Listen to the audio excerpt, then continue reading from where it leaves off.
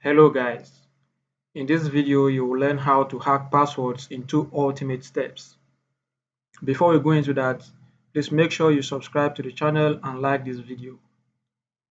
First things first, go ahead and open your command prompt or CMD. Now step 1, discovery. So go ahead and type this in. If I can type.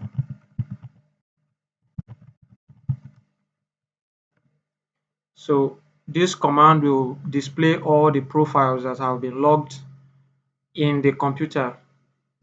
Okay, so this is step 1. As you can see, we have 2 profiles here, V24 and V23. Now, step 2, exploitation. After discovering, you need to type this in.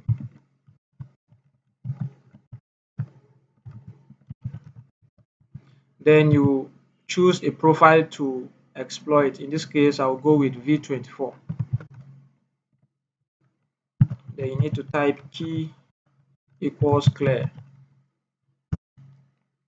Okay, so as you can see, under the security settings, you see that the security key is present, and then the key content, which is the clear password, is displayed like this.